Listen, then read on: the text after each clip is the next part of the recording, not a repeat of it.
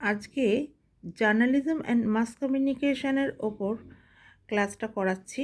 গণজ্ঞাপন, ঠিক আছে? এটা ক্যালকাটা ইউনিভার্সিটি এবং ওয়েস্ট বেঙ্গল ইউনিভার্সিটি, মানে বারাসত ইউনিভার্সিটি, যেটা সেমিস্টার ওয়ানে দুজনের জন্যই ইম্পর্টেন্ট, যাদের মাইনরে জার্নালিজম আছে, ঠিক আছে? গণজ্ঞাপন বা মাস কমিউনিকেশনের অন্যতম মাধ্যম হচ্ছে সিনেমা। আমরা পেন্টিং বা স্থিরচিত্রকে যেমন একটা শিল্প বলি, সিনেমাও কিন্তু সেরকম একটা আর্ট। সিনেমার একটা নিজস্ব ভাষা আছে। তো এই সিনেমার নিজস্ব যেমন একটা ভাষা আছে, সেই ভাষায় অনেক কিছু বলে, গণজ্ঞাপন করে। গণ মানে আমরা জানি অনেকজনকে বোঝাতে গণ কথাটা ব্যবহৃত হয়, আর জ্ঞাপন কথার অর্থ হচ্ছে আদান প্রদান। তো এই গণজ্ঞাপন মানে হচ্ছে বহুজনের মধ্যে আদান প্রদান। শুধুমাত্র কি অর্থের আদান প্রদান? না, সেরকম কিছু না। এটা হচ্ছে একটা বিনিময়, রীতিনীতি, কালচার, আদাব, নিয়ম, তারপর পণ্য, যেটা আমরা দেখতে পাই মার্কেটিংয়ে। যদি আমরা কোনো দ্রব্য সম্পর্কে না জানি, সেটাকে আমরা কী করে ইউজ করব? তাই জন্য এই গণজ্ঞাপন আমাদেরকে অনেক কিছু জানকারি হতে সাহায্য করে। তারপরে যেমন দেখো, জ্ঞাপনের আগে যদি আমরা দিই বি, তাহলে কি হচ্ছে? বিজ্ঞাপন, অ্যাডভার্টাইজমেন্ট, যেটা আমাদেরকে জানতে সাহায্য করে কোনো বিষয় সম্পর্কে। আমরা অবহিত হতে পারি যে বিষয়টি কি, কোন ব্যাপারে আমাদেরকে জানানো হচ্ছে।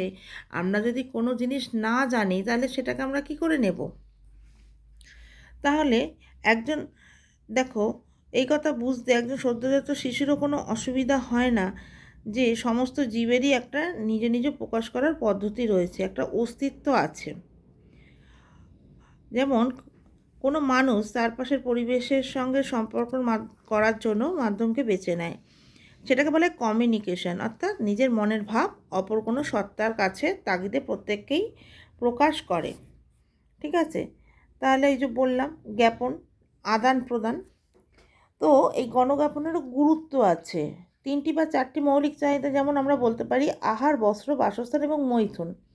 এখন কথা হচ্ছে যে আহার, বস্ত্র, বাসস্থান, যেটাকে আমরা বলি 3টি মৌলিক চাহিদা, মৈথুন কেন? দেখো, আজকে তোমরা কলেজে পড়ছো, বড় হয়েছো, তো এই মৈথুন যদি না থাকতো, তাহলে নেক্সট জেনারেশন আসতো না। আর নেক্সট জেনারেশন যদি না আসতো, তাহলে একটা প্রজন্ম দাঁড়িয়ে যেত, একটা জাতি আস্তে আস্তে বিলুপ্তি হয়ে যেত, যদি কমিউনিকেশন না হয়। সব কিছুই তো আদান প্রদানের মধ্যে।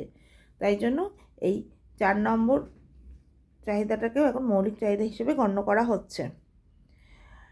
আরও পরিষ্কার করে বলা যায় যে মানব সভ্যতার উৎকর্ষ বা উন্নতি সাধনে যে কয়টি উপাদানকে নিয়ে এগিয়ে চলেছে জ্ঞাপন তার মধ্যে একটি। তাই আগে শ্রুতি মুখে হতো জ্ঞাপন, কোনো একটা কিছু শুনে শুনে লোকমুখে প্রচার হতো যে অমুক গ্রামে ওই হয়েছে, এখানে এই হয়েছে। এখন কি হয়? একদম সঙ্গে সঙ্গে আমরা পেয়ে যাই। ওই জন্য আজকের যুগকে আমরা ইনফরমেশন এজ বলতে পারি। দেখো, internet, mobile phone, computer, TV, এসব তো রয়েছেই। আগে কি হতো? মেয়ে যখন শ্বশুরবাড়ি চলে আসতো, মায়ের সঙ্গে দেখা হতো, কান্নাকাটি করতো। কিন্তু এখন মন খারাপ হলেই সঙ্গে সঙ্গে ফোন। কি কখন স্কুলে যাব, তারপর বন্ধুর সঙ্গে দেখা হবে, সেই কথাটা বলবো। চিঠি পাঠাবো, সেও তো কত সময় লাগবে। এখন একটু ফোনটা নিয়ে একটু ফোন করে নিলে তোমরা, তাহলে কত ক্লিয়ার হয়ে গেছে ব্যাপারটা, কত কাছের হয়ে গেছে জিনিসটা। কেন হয়েছে? জ্ঞাপনের জন্য হয়েছে, ঠিক আছে? প্রাচীন যুগে শুরু হয়েছিল। দেখো, এখানে কিছু কিছু আমি কে কী বলেছে জ্ঞাপন সম্পর্কে বলেছে, অক্সফোর্ড ডিকশনারি বলেছে, কলিন চেরি বলেছে, এবং উইলবার ক্রাম আরও ভালোভাবে বলেছে যে যে ব্যবস্থা মানবিক সম্পর্ককে বাঁচিয়ে রাখে বা বিকাশ করে অথবা বহুর মধ্যে অভিজ্ঞতা আদান প্রদান করে। তাহলে দেখা যাচ্ছে যে জ্ঞাপন এক অর্থে শুধুই আদান প্রদান। কেবল একটি নির্দিষ্ট লক্ষ্য থাকলে তবেই সেই জ্ঞাপন প্রক্রিয়াকে সফল বলা যায়। এখানে আর একটা কথা, যে আমাদের লক্ষ্যতে স্থির থাকতে হবে।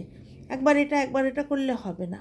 পড়াশুনো করছি, সেই লক্ষ্য, রান্না করা হচ্ছে সেই লক্ষ্য, একটা শিল্প করা হচ্ছে সেই দিকে লক্ষ্য, তার জন্য যে আদান প্রদান দরকার, তাহলেই কিন্তু জ্ঞাপন সার্থকতা লাভ করবে। ঠিক আছে? যদি বলে গৌণ জ্ঞাপন সম্পর্কে বিস্তারিত লেখো, তাহলে এই উত্তরটা তোমরা অনায়াসেই লিখে নিতে পারবে। আশা করি বোঝাতে পেরেছি। Thank you.